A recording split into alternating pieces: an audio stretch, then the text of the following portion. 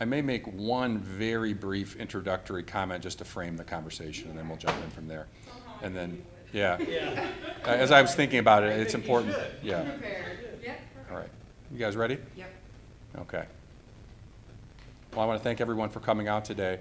As the Rockford Public Schools have been contemplating this huge decision of what will school look like as we open up the 2021 school year, we've spent literally months working on planning, and our work isn't done. We're going to ultimately finalize our plans on July 29th. But we felt it was really important that the community at least got a preview and a very high-level overview of what our plan is going to look like.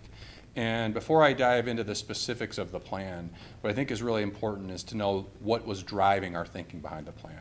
And we've really attempted to keep three things in mind simultaneously. One, and clearly the most important, is health. At the end of the day, if health and safety is not paramount, then nothing else matters. So the safety and health of our staff and our students is absolutely essential to us.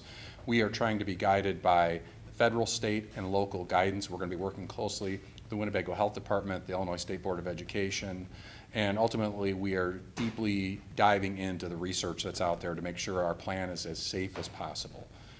But that isn't the only thing we are considering. Safety is number one, but there are two other really important concepts. And one concept that we think is extremely important is the fact that students increasingly in our community get social emotional support and social services from school.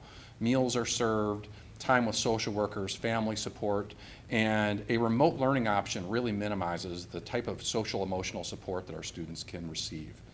Three, we think that there's a real academic equity issue if we go to remote learning. We will do everything in our power to ensure that those that want remote learning have the ability to have a computer and an internet connection and some of the basics that we struggled with.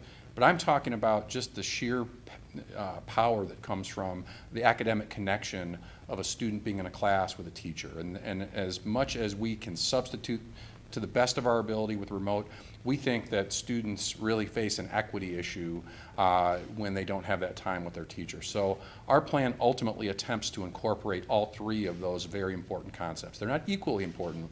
We certainly believe that safety has to be the number one driver, but the need for equitable student achievement opportunities and the social emotional support of our students is also extremely important to us in our planning. So with that, I'll open it up for any questions.